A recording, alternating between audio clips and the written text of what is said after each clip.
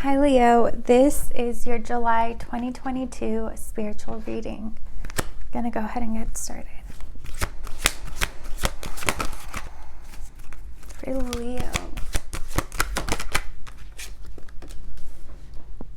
All right, we have number 29, Seeing the True You.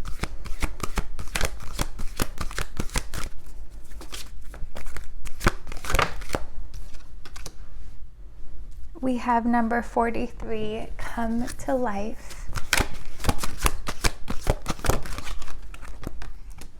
And number 38, Restore and Replenish. So I like to read out the numbers as well in case there's any synchronicities for you guys. A number stands out to you. You've been seeing it a lot. Also, you can add them up. So 11, we have 2, 7, and 2. 11 again. So 11, 11, 7, 11, and 7. And number 2, if those stand out to you. That's just confirmation for you guys. All right. For seeing the true you.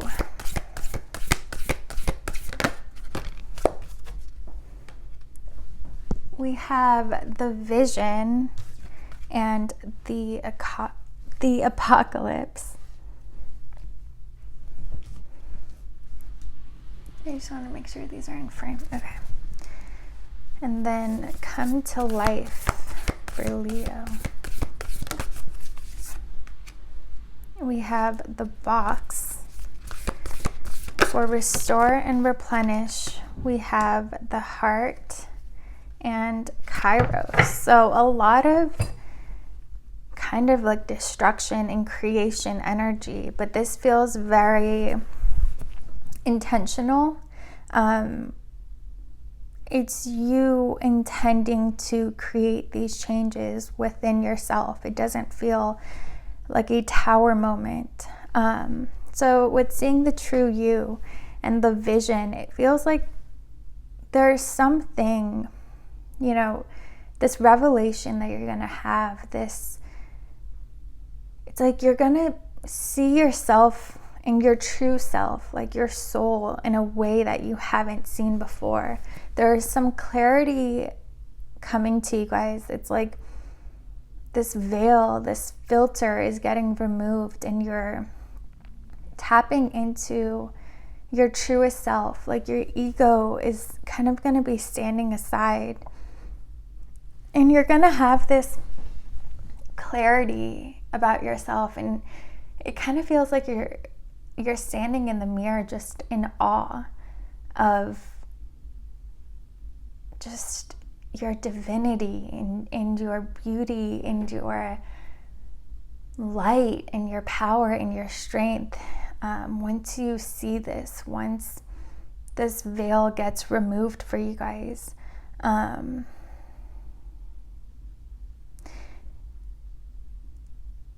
again, it's like an ego death. It's like something happens. There's this chaotic energy, but the result of it is kind of separating you and your ego. So if something is stressing you out, is bothering you, you might see it as something negative, but it turns out to be such a blessing. Let's see. We have strength. Yeah, it's like seeing your power, seeing your truth. It's like, you guys are ruled by the sun. Like, imagine if the sun was able to view itself and its power and how it lights up the whole world and how it keeps everything going. It's like you guys you may be very, very confident and feel very good about yourself and know your worth, but this is like on a whole nother level. You're tapping into your truest self, your highest self. We have the Page of Pentacles. It's like that inner child coming out, your soul, your the purest form of you is going to be right in front of your eyes. So again, I don't know how this happens for you guys, how it's like this ego gets separated for even just a moment. And that changes everything for you. It changes how you view yourself. It changes. It's like once you see yourself, once you see this inner child, once you see your soul, you will never allow anyone in your life that doesn't appreciate you and view that divinity within you and honor it. It also brings this whole new sense of self-worth and confidence and empowerment. But know that, so if anything in your life is stressing you out, is feeling very chaotic, know that that's actually going to end up being your greatest gift in life, because of what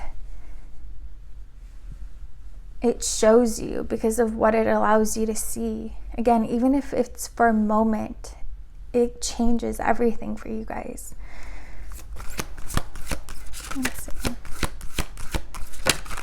And again, it's like whatever this is, it will cause you to cut so many people out of your life, so many situations, anything that doesn't honor you in a way that you deserve to be honored. You're no longer going to be putting up with it.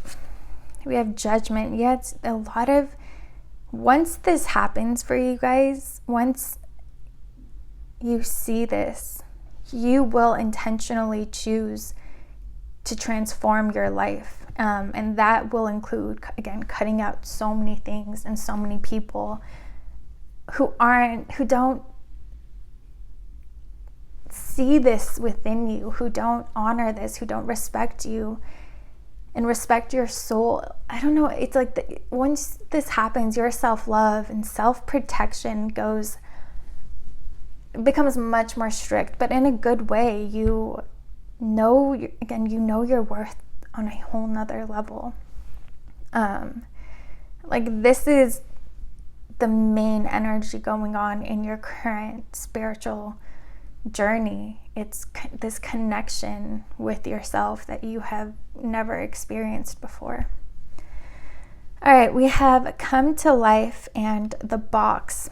Once again, it's like once you see this, you kind of realize that there are parts of your life where you're not living your truth. You're not allowing, it's not where your soul desires to be. It's not where you're destined to be. Like it dims your light instead of appreciating it and honoring it and recognizing it within you. And it does feel like, again, this triggers this intense transformation that you, even if it's a job, that you will walk away from it because it's not what you came here to do. It doesn't allow you to be yourself. It doesn't allow your light to shine. It's keeping you in a box, keeping you hidden, when your gift is to allow the world to see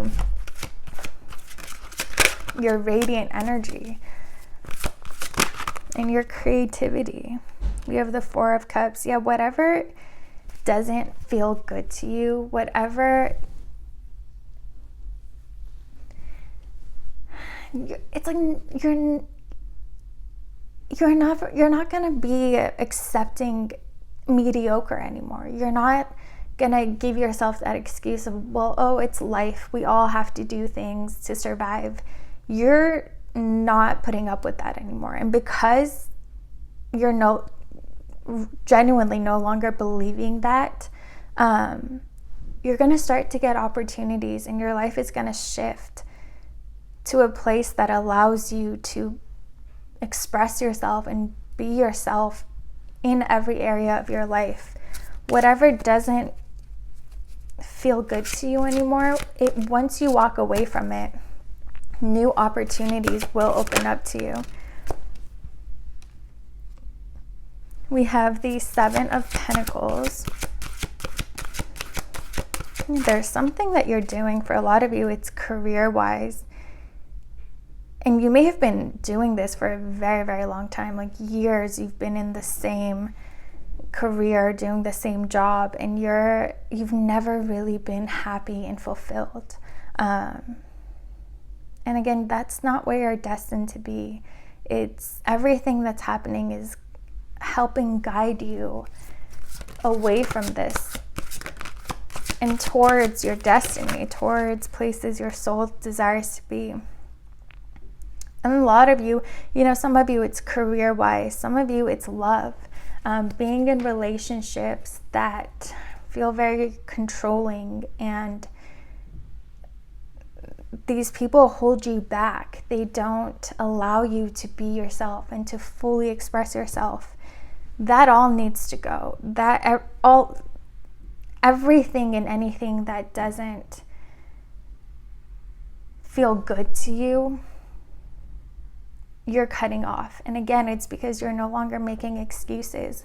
Once you have this revelation, you don't put up with anything anymore. You don't make excuses for people. You don't just accept things because that's how life is. You're demanding different from the universe. And it's this seeing yourself in this way that actually changes you subconsciously. And that's why your reality will start to change as well. It's something that would have taken, months to work on if you were to go in and change those thoughts with meditation or shadow work or whatever resonates with you. It happens instantly for you guys. All right, we have restore and replenish, the heart, and Kairos. All of this happening is incredible and it's powerful, but it's also very intense. And again, it feels very chaotic in the beginning. It can be very, very draining. And that's why, when you come out of it, once you do go through this period of purging energies that aren't aligned with you and that don't serve you, cutting people off, cutting situations off, then it's a reminder for you to relax and kind of step into that divine feminine energy, whereas here it feels like you're more in this warrior, fighter, protector energy. And it's like you don't even realize how incredible everything is until after you've had this period of kind of just relaxing and being able to digest everything. That's when you realize like you just went through a spiritual war, a spiritual battle, fighting for yourself and winning. But yeah, it's like during this, you don't even realize and appreciate it until after. And it's interesting, like if you do cut off a relationship, you're not going to be jumping back into another one. You're not even going to want to do that. You're going to be in a place where you are going to allow your heart and your soul to heal. And it's like you're going to be in a relationship with yourself in a way, like getting to know yourself again, connecting with yourself, connecting with this part of you that you've just witnessed and has just been revealed to you. But yeah, if you feel like all of this is so overwhelming and draining, know that you will have that time to heal, and this feels like that Four of Swords energy, to really be able to appreciate and understand everything. It's like your third eye in your heart chakra. That understanding comes after the battle in a way. So don't get discouraged. Don't give up. It'll be worth it. But it's like you won't understand truly what it is you're fighting for until afterwards. We have the Eight of Swords. It feels like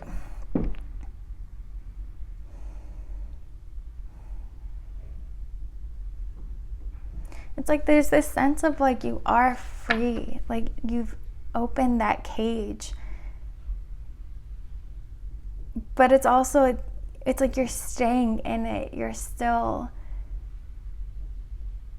it's like after this, you'll have this period of kind of mourning it. And it's, like I was saying, you don't immediately jump out. You kind of have to allow yourself to have that time to emotionally digest everything that happened, to mourn everything that you walked away from, to allow any emotions that want to get expressed, and to move out of you and move through you instead of getting trapped.